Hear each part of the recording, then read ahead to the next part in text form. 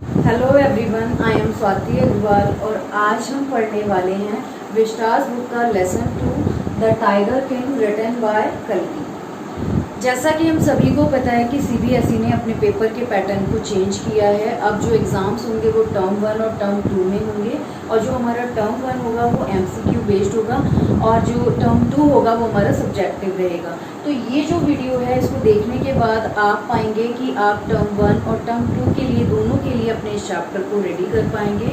आप इस वीडियो को पूरा देखें, साथ ही साथ मैं कुछ इसके इम्पोर्टेंट टॉपिक्स, इसके इम्पोर्टेंट नोट्स भी आपको साथ ही साथ बताती जाऊंगी, जो भी बीच बीच में इम्पोर्टेंट चीज़ें जहां पर एमसीक्यू जहां से पूछे जा सकते हैं वो भी हम डिस्कस करेंगे।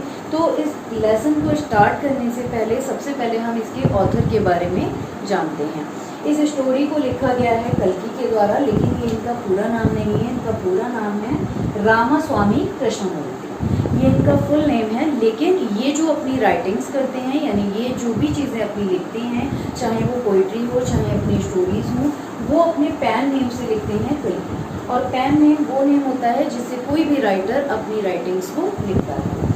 अगर हम ऑथर की बात करें रामास्वामी कृष्णमूर्ति की, तो ये क्रिटिक हैं, पोइट हैं, स्टोरी राइटर हैं और साथ ही साथ जर्नलिस्ट भी रहे हैं। इस स्टोरी में जो कि द टाइगर किंग है, द टाइगर किंग, सबसे पहले हम इसके टाइटल को डिस्कस अगर करें तो द टाइगर किंग, यानी इसमें किसी एक ऐसे राजा की बात हुई है जिसका नाम क्या रखा गया है, द टाइगर किंग। और स्टोरी को हम बाद में बताएंगे, लेकिन अगर हम इसके टाइटल के बारे में बात करें तो इसका टाइटल बहुत ही ज़्यादा अप्रोप्रिएट है, यानी बिल्कुल सुटेबल है स्टोरी के हिसाब से। इसमें एक ऐसे राजा की बात होगी जिसमें कि उसका कनेक्शन जो है वो टाइगर से होगा और वो कहीं ना कहीं विक्ट्री पाता है टाइगर से, इसीलिए उनका नाम क्या रखा जाता है, द टाइगर। इस स्टोरी को इंटरेस्टिंग बनाने के लिए जो हमारे राइटर हैं उन्होंने इसमें एक सुपर नेचुरल एलिमेंट को ऐड किया है, ताकि स्टोरी को पढ़कर हमको ये लगे कि ये बहुत ही ज़्यादा इंटरेस्टिंग है।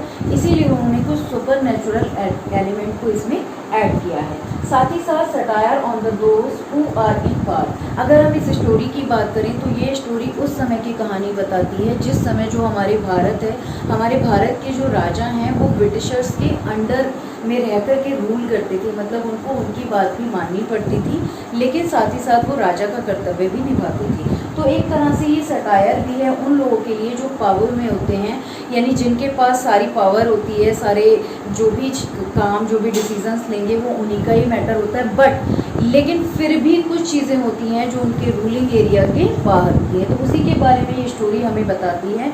आइए स्टार्ट करते हैं इसकी detailed summary with important points. अब स्टोरी को स्टार्ट करते हैं कि ये जो महाराज हैं ये जहाँ से बिलोंग करते हैं, जिस जगह के हैं ये महाराज, उस जगह का नाम है प्रतिबंधपुरम। आपका यहाँ से एमसीक्यू आ सकता है कि जो टाइगर किंग है वो कहाँ से बिलोंग करते हैं, तो आप यहाँ पर इनका नाम लिख सकते हैं।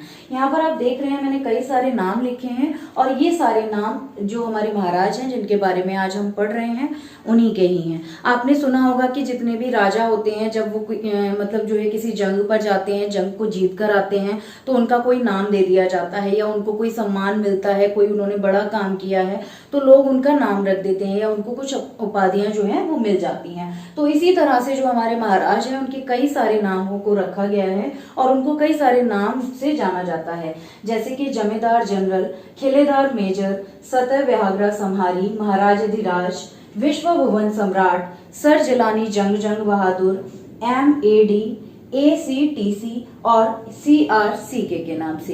इन सारे नामों से ही जो हमारे राजा हैं उनको जाना जाता है। बट सबसे ज्यादा जिस नाम से हम उनको जानते हैं वो है टाइगर किंग, क्योंकि उनका जो नाम है वो शॉर्टन करके टाइगर किंग के नाम से जाना जाता है। और इसका एक बहुत ही स्ट्रॉन्ग रीजन है कि उनका नाम ये क्यों पड़ा, उसको हम आगे डिस्कस करेंगे। सबसे पहले आपको इस नाम में से कहीं से भी कोई एमसीक्यू पूछा जा सकता है कि इनमें से कौन सा नाम महाराज का है, इस तरह से आपको एमसीक्यू आ सकता है। तो इन नामों को आप ध्यान से लर्न कर लें। और द टाइगर किंग, इसमें राइटर ने, जैसे कि हमने स्टार्टिंग में भी बताया था, एक सटायर है, उन्होंने सटायर किया है। और यहाँ पर भी एक सटायर बताते हुए जो हमारे राइटर हैं वो ये कह रहे हैं कि जो स्तूका बॉम्बर है, स्तूका बॉम्बर एक ऐसा लड़ाकू विमान होता है जो अपने दुश्मन को मार करके नहीं लौटता है। मतलब लोग उससे बहुत ज्यादा डरते हैं कि अगर स्तूका बॉम्बर से उन पर अटैक किया गया है तो वो जो है बिना अपने दुश्मन को मार करके वापस नहीं आएगा। तो जो राइटर है वो स्टोरी में इस बात का जिक्र करते हैं स्तूका बॉम्बर का कि स्तूका बॉम्बर भी मुझे अपनी धमकी से नहीं डरा सकता। मतलब कि इस स्टोरी का एंड जैसा मैं करना चाहूँ वैसे ही करूंगा, मैं केवल स्टोरी को आगे बढ़ाने के लिए इसके एंड को नहीं करूंगा। यानी जो मैंने सोच रखा है वही एंड में करूंगा, चाहे स्टोरी लंबी होती है। एग्जैक्टली उनका जो मीनिंग होता है वो ये होता है कि अगर आपको स्टोरी जो है किसी भी तरह से हो सकता है आपको लॉन्ग लग रही हो, आपको लग रहा हो कि नहीं ये होना चाहिए, बट राइटर अपने हिसाब से इस स्टोरी का एंड करना चाहते हैं। इस स्टोरी को स्टार्ट करने से पहले मैं एक और इंटरेस्टिंग चीज आपको बता दूं कि जो हमारे महाराज हैं जिनकी यहाँ पर बात हो रही है, इनकी डेथ हो चुकी है। ठीक है, इनकी डेथ हो चुकी है। तो इनकी डेथ कैसे हुई है, क्या हुआ था और क्यों इनका नाम द टाइगर किंग पड़ा, आइए अब जानते हैं, डिस्कस करते हैं इसके इंपॉर्टेंट पॉइंट्स को। जैसे जैसे हम आगे बढ़ते जाएंगे मैं आपको बताती जाऊंगी कि एमसीक्यू कहाँ से आ सकते हैं और कौन सी चीज इंपॉर्टेंट है आपको याद रखनी चाहिए। Author wants to inform that the tiger king is mortal. Author हमें ये बताना चाहते हैं कि जो टाइगर किंग है वो मॉर्टल है। जैसा कि हम सभी जानते हैं कि हम सभी का जन्म होता है तो हमारी मृत्यु भी निश्चित होती है। हर किसी की मृत्यु जो है वो निश्चित होती है और यही मैसेज जो है ऑथर बताना चाह रहे हैं। यानी ये जो लाइफ की रियलिटी है कहीं ना कहीं वो इसको शोकेस कर रहे हैं इस स्टोरी के माध्यम से। The king was only 10 days old when astrologers came to forecast. अब क्या होता है, जिस समय राजा पैदा होते थे तो उस समय क्या होता था, बहुत सारे एस्ट्रोलॉजर्स, बहुत सारे पंडित लोगों को बुलाया जाता था कि आकर के वो उनके बारे में बताएं, उनके भविष्य के बारे में बताएं, उनके जीवन के बारे में बताएं कि वो कैसे अपने काम को करेंगे, क्या क्या उनको लाइफ में प्रॉब्लम्स आ सकती हैं। ये सारी चीजें पूछने के लिए जो राजा थे जब पैदा हुए और केवल 10 दिन के थे तब वहां पर एस्ट्रोलॉजर्स आए उनकी भविष्यवाणी करने के लिए। Third point is astrologer announces that. अब एस्ट्रोलॉजर जो थे उन्होंने बच्चे को देखा और उसके बाद कुछ चीजों को बताया। उन्होंने बताया टू बी ग्रेट वॉरियर कि ये जो है बहुत ही बड़े योद्धा बनेंगे, बहुत ही बड़े फाइटर बनेंगे, हीरो ऑफ हीरोज बनेंगे और चैंपियंस ऑफ चैंपियंस बनेंगे। ये सारी चीजें उन्होंने किंग के बारे में बताई। किसने बताई? एस्ट्रोलॉजर्स ने। तो इन सभी में से अगर हम एमसीक्यू की बात करें तो एमसीक्यू में आपसे पूछा जा सकता है कि जो किंग थे, राजा थे, वो कितने बड़े थे जब एस्ट्रोलॉजर्स उनके बारे में फोरकास्ट करने के लिए आए। तो आपको यहाँ ध्यान रखना चाहिए कि वो केवल 10 दिन के थे जिस समय एस्ट्रोलॉजर्स उनके बारे में फोरकास्ट करने के लिए आए थे। दूसरी इंपॉर्टेंट चीज है कि एस्ट्रोलॉजर ने क्या अनाउंस किया, यानी कौन सी चीजें उनके बारे में बताई कि वो क्या बनेंगे, उनके भविष्य के बारे में उन्होंने क्या बताया। तो आप ये तीनों चीजें याद करिए कि जो एस्ट्रोलॉजर थे उन्होंने कहा कि ये ग्रेट वॉरियर बनेंगे, एक ग्रेट योद्धा फाइटर बनेंगे, हीरो ऑफ हीरोज बनेंगे और चैंपियंस ऑफ चैंपियंस बनेंगे। राइट। अब सबसे इंपॉर्टेंट चीज जो है वो है ओ वाइज प्रॉफिट्स। ये मैंने साइड में शॉर्ट नोट्स में दिया हुआ है, ये इनके बारे में मैं डिटेल अभी बता रही हूँ। सबसे पहले पढ़ते हैं ओ वाइज प्रॉफिट्स। तो ये किसने कहा था? जो 10 डेज का किंग था वो, जाहिर सी बात है आप सभी जानते होंगे कि एक छोटा बच्चा नहीं बोल सकता है, जब वो 9 या 10 महीने का हो जाता है तभी वो बोल पाता है, और वो भी वो क्लियरली सारी चीजों को नहीं बोल पाता है। लेकिन हमने स्टार्टिंग में बताया था कि जो हमारे ऑथर हैं उन्होंने इसमें एक जो है सुपर नेचुरल एलिमेंट को ऐड किया है और उसी सुपर नेचुरल एलिमेंट को आप इसमें देखेंगे। उन्होंने ये दिखाया है कि ये जो 10 डेज ओल्ड जो ये बच्चा था ये अचानक से एस्ट्रोलॉजर से बोलता है। क्यों एस्ट्रोलॉजर से क्या बोलता है ये हम बाद में पढ़ेंगे, पहले हम जानते हैं कि एस्ट्रोलॉजर की किस बात पर वो रिएक्ट करता है। But one day the king will meet his death. वो ये बताते हैं कि ये बात बिल्कुल सही है कि वो बहुत बड़ा योद्धा बनेगा, चैंपियंस ऑफ चैंपियंस बनेगा, बट एक दिन उसकी डेथ होगी। तो ये तो सभी का क्लियर है कि जो भी लोग जन्म लेते हैं उनकी मृत्यु होना तय है। तो जब वो ये बात बोलते हैं but one day the king will meet his death, तो इस बात को बोलने के बाद जो वो छोटा बच्चा होता है, जो एक 10 दिन का छोटा बच्चा होता है, वो बोलता है ओ वाइज प्रॉफिट्स, यानी वो बोलता है कि जो बुद्धिमान जो भविष्य वक्ता हैं उनके बारे में कहता है कि सुनो बुद्धिमान भविष्य वक्ता हूँ। और ये जब वो बात बोलता है तो जितने भी लोग वहां पर होते हैं वो सारे लोग सरप्राइज्ड हो जाते हैं ये सोच करके कि इतना छोटा बच्चा कैसे बोल सकता है। वो इधर उधर देखते हैं कि ये आवाज उनको कहाँ से आई। तो वो फिर से उनको रिपीट करता है कि ये मैं हूँ जिसने ये बात बोली है। तो जो राजा होते हैं, जो ये इस बात को बोलते हैं ओ वाइज प्रॉफिट्स, तो वो आगे क्या कहते हैं, वो आगे बोलते हैं कि देखो ये तो बात सभी जानते हैं कि डेथ होनी निश्चित है, ऐसा कुछ आप नया नहीं बता रहे हो कि मेरी डेथ हो जाएगी एक दिन, बट अगर आप ये बता सकते हो कि मेरी मौत जो है, मेरी जो डेथ है वो किस तरह से होगी, तो मैं आपको मान जाऊंगा कि हाँ आप सही भविष्यवाणी करते हो।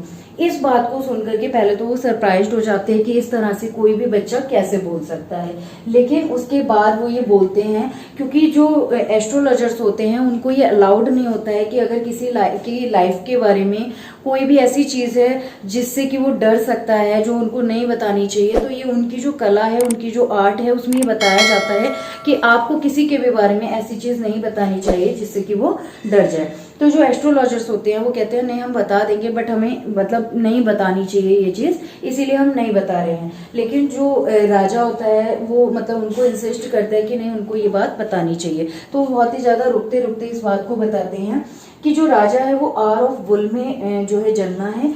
आर ऑफ बुल का मतलब यहाँ पर है बेटा कि टॉरस में जो है उनकी राशि है, वृषभ राशि में उनका जन्म हुआ है, और इसी वजह से जो टाइगर है, इसी वजह से जो टाइगर है वो उनका एनिमी रहेगा, यानी जो उनकी डेथ होगी वो टाइगर की वजह से होगी। तो ये जितनी भी जो एस्ट्रोलॉजर आते हैं ये जिस समय पर कहते हैं, आप इनके एमसीक्यूज के समय पर ये ध्यान रखिएगा। मैं एक बार फिर से आपको बता देती हूँ कि जो टाइगर किंग हैं वो जब बोलना स्टार्ट हुए थे, मतलब जब एस्ट्रोलॉजर्स आए थे उनके बारे में भविष्यवाणी करने के लिए, तो वो 10 डेज के थे। जब एस्ट्रोलॉजर आए तो उन्होंने उनके बारे में भविष्यवाणी करी कि ये बहुत ही ग्रेट वॉरियर बनेंगे, हीरो ऑफ हीरोज बनेंगे, चैंपियंस ऑफ चैंपियंस बनेंगे। लेकिन आफ्टर दैट उन्होंने ये भी बताया कि एक दिन इनकी डेथ हो जाएगी। बट अब आपसे यहाँ पर एक एमसीक्यू, बहुत ध्यान से सुनिएगा, यहाँ पर एक एमसीक्यू आपसे बनेगा कि what one day the king will meet his death, यानी किस बात के बाद में जो राजा होते हैं, जो किंग होता है वो बोलता है, यानी जो एस्ट्रोलॉजर्स होते हैं वो उनको आवाज देकर के कुछ कहता है। तो किस बात के बाद बोलता है, what one day the king will meet his death, जब वो ये बात बोलते हैं कि जो राजा है वो एक दिन उसकी मृत्यु हो जाएगी, उसके बाद वो बोलता है ओ वाइज प्रॉफिट्स। तो आई होप कि यहाँ तक आपको क्लियर हो गई हो बात, ठीक है।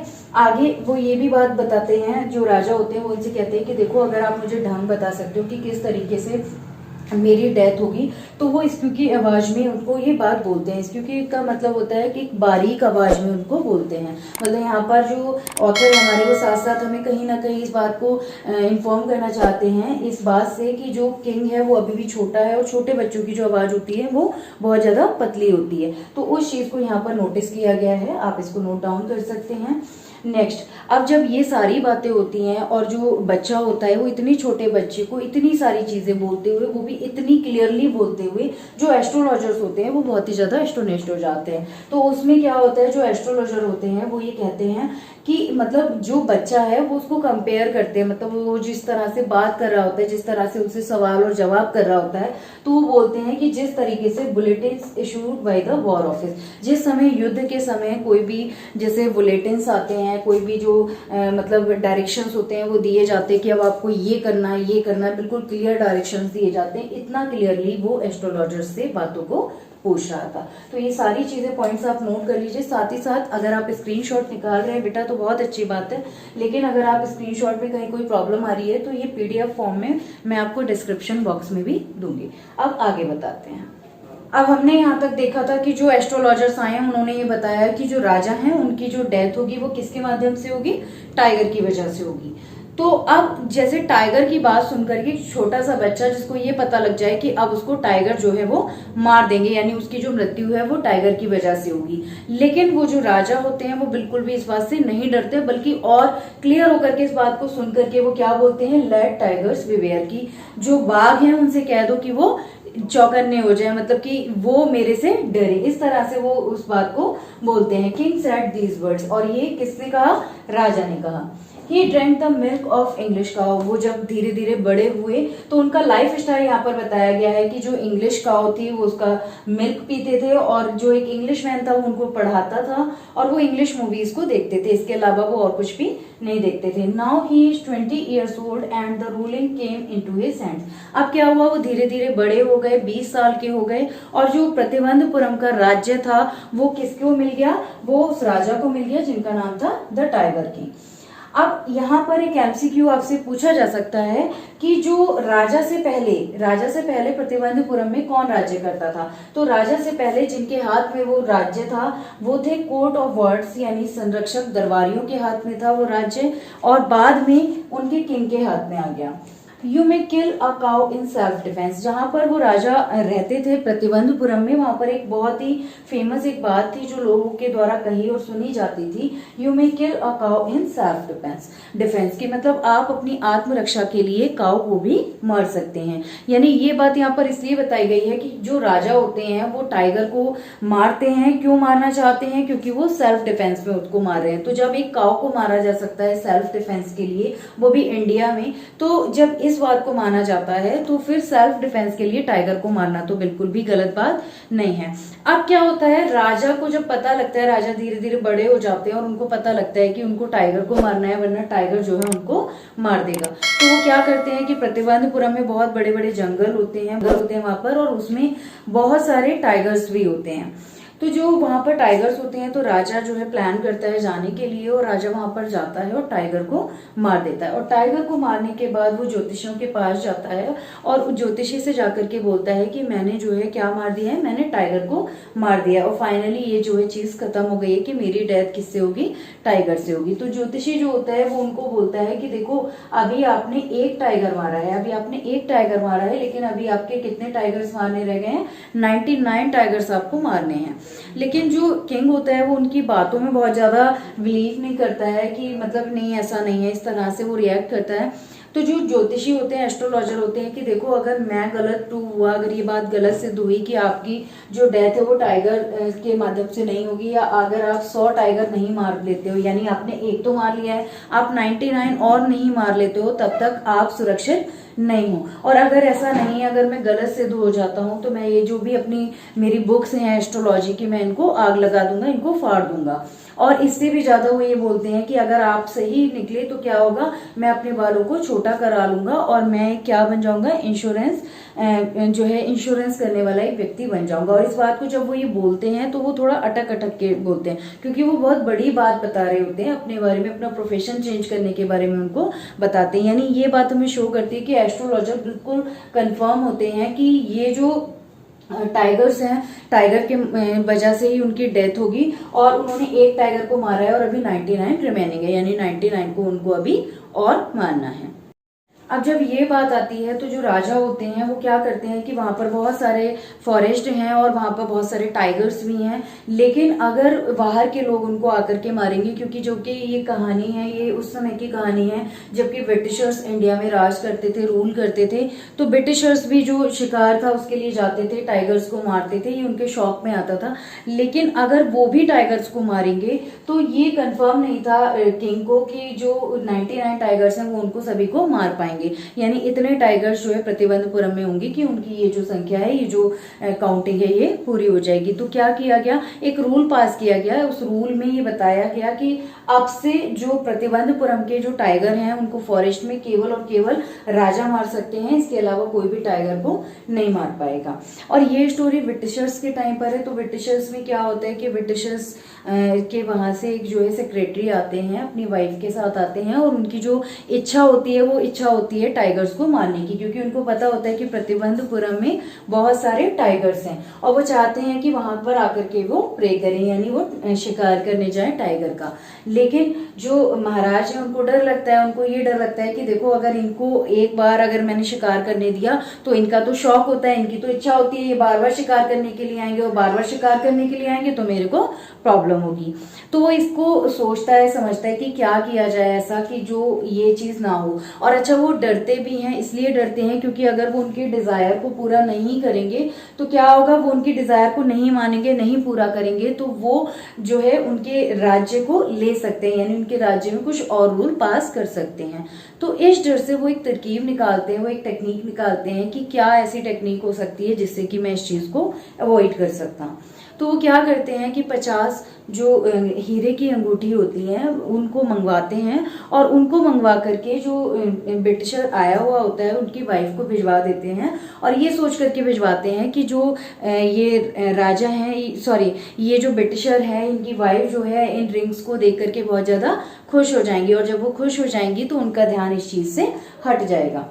तो वो क्या करते हैं कि जो जितने भी हीरे की अंगूठी होती हैं वो उनके पास भिजवा देते हैं, इस बात को सोच करके कि वो 2 या 3 पसंद कर लेंगी और उसके बाद उनको बाकी की रिटर्न कर देंगी। लेकिन होता क्या है कि वो इसमें जो है 3 लाख रुपए खर्च कर देते हैं, और जितनी भी रिंग्स को वो भेजते हैं उनके पास, वो सारी की सारी रिंग्स रख लेती हैं। तो उनको लगता है कि लो इतना सारा तो नुकसान हो गया मेरा, कितना सारा नुकसान हो गया कि मैंने इतनी सारी रिंग उनको ले जा करके दी, मुझे लगा कि ये 2 या 3 रख लेंगी, खुश हो जाएंगी, बट इन्होंने क्या किया, इन्होंने तो सारी रिंग्स को रख लिया। तो ये सारी चीजें जो है बीच बीच में होती हैं।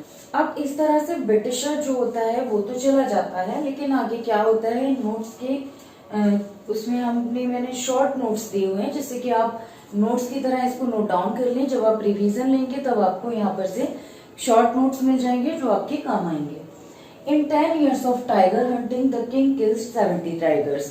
अब जैसा कि एस्ट्रोलॉजर्स जो थे उन्होंने ये कहा था कि तुमको 100 टाइगर मारने हैं, क्योंकि जो 100 वाला है, जो 100वां टाइगर है, वो तुम्हारी मृत्यु का कारण बनेगा। तो अब तक 10 सालों में जो टाइगर किंग थे उन्होंने कितने टाइगर्स मार दिए थे, 70 tigers. Tiger population become extinct in प्रतिबंधपुरम, और जो जितने भी टाइगर्स थे वो प्रतिबंधपुरम में कम होने लगी, क्योंकि टाइगर बहुत सारे मारे गए थे। तो उनकी जो कंडीशन थी वो इतनी ज्यादा एक्सटेंट हो गई थी कि वहां पर टाइगर्स दिखना बंद हो गए थे। Called dewan to find such a state with larger tiger population. अब उन्होंने क्या किया, जो उनके यहाँ दीवान थे उनको बुलाया और उनसे ये कहा कि क्या तुमको नहीं पता है कि मैंने 70 टाइगर्स को मार दिया और अब भी मुझे 30 टाइगर्स मारने रह गए हैं। तो जो दीवान होता है वो उनसे बोलता है कि देखो ना तो मैं बाघ हूं और ना ही मैं आपकी बंदूक हूं। तो इस तरह से जो राजा होते हैं वो एकदम से नाराज हो जाते हैं कि देखो मैं तुमसे ये बात नहीं कह रहा। वो ये कहते हैं मेरा उद्देश्य कुछ और है कि मैंने तुमको यहाँ पर क्यों बुलाया। तो वो पूछते हैं क्यों बुलाया। तो जो राजा होते हैं वो ये कहते हैं कि मैं शादी करना चाहता हूँ। तो जो दीवान होता है वो उनसे क्या कहते हैं कि नहीं नहीं मेरी तो 2 वाइफ हैं और मैं आपसे शादी नहीं कर सकता। और देखिए जो आपके पुराने पूर्वज रहे हैं उन्होंने भी जो है तलवार से शादी करी है, तो आप एक काम करिए आप बंदूक से शादी कर लीजिए।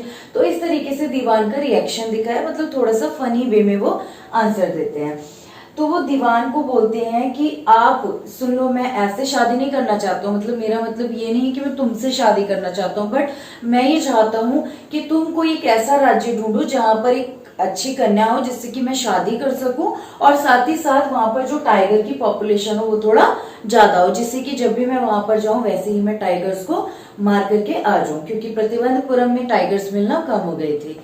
तो इनकी शादी फाइनली दीवान जो होते हैं वो एक राज्य को ढूंढ लेते हैं और जहाँ की कन्या को से वो विवाह कर लेते हैं, और वहां पर बहुत सारे टाइगर्स भी होते हैं।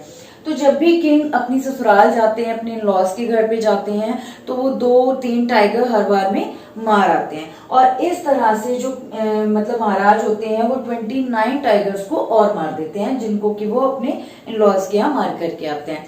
अभी भी लेकिन एक टाइगर बचा है, और एक टाइगर जब बचा होता है तो जो राजा होते हैं वो बहुत ही ज्यादा परेशान होते हैं, क्योंकि परेशान होने की बात भी है क्योंकि उनको जो भी हमारे एस्ट्रोलॉजर होते हैं उन्होंने कहा होता है कि जो 100वां टाइगर है वो आपके लिए जो है ठीक नहीं है, वही जो है आपकी मृत्यु का कारण बनेगा।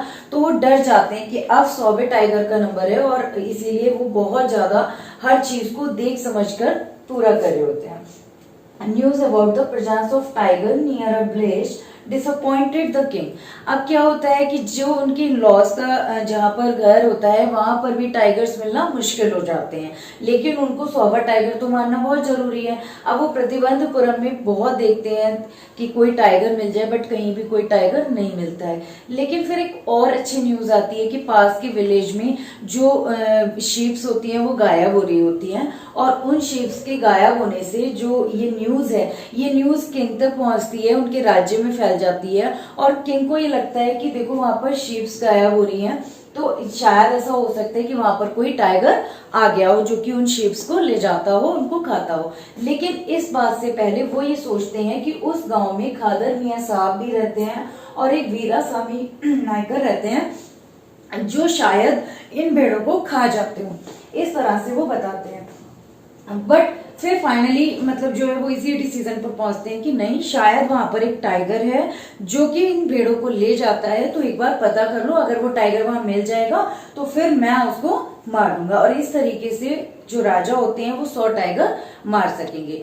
जब दीवान उस विलेज जाता है, पता करता है सारी चीजें कि कहाँ पर है, तो राजा जब उनको राजा को ये न्यूज मिलती है ना, तो राजा वहां के जो टैक्सेस होते हैं, जो लगान होते हैं, जो कर होता है, उसको कम कर देते हैं, उसको 50% कर देते हैं, ताकि जो गांव वाले हैं वो उनकी हेल्प कर सके उस टाइगर को ढूंढने में। तो टाइगर को बहुत ज्यादा ढूंढा जाता है कि कौन सा टाइगर है जो शीप्स को उठा करके ले जाता है, बट वहां पर कोई भी टाइगर नहीं मिलता है। तो राजा जो है वो बहुत ही ज्यादा डिसअपॉइंटेड हो जाते हैं, बहुत ही ज्यादा डाउन हो जाते हैं। उनको लगता है कि लो टाइगर तो मिला नहीं, अब मैं कैसे 100 टाइगर को मारूंगा। उनको डर भी लगता है कहीं ना कहीं कि अगर वो ऐसा नहीं कर पाए तो उनकी डेथ हो जाएगी। In frustration king terminates many officer, और इस बात के गुस्से में वो क्या करते हैं, जिस गांव में जो शीप्स होती हैं जिनको ले जाता है टाइगर, वहां पर टाइगर नहीं मिलता है, तो वो वहां के लोगों का जो लगान होता है, टैक्स होता है, पहले तो वो कम कर देते हैं, फिर वो और ज्यादा बढ़ा करके लगा देते हैं उन पर टैक्स। और इसी गुस्से में जो किंग होते हैं वो बहुत सारे जो ऑफिसर्स होते हैं उनकी जॉब से भी उनको टर्मिनेट करते हैं। तो यहाँ पर ये बात हो गई। अब हम आगे देखेंगे कि जो दीवान है, यानी जो किंग के साथ है, दीवान का जो 100वां टाइगर है उसको मारने में क्या रोल रहता है।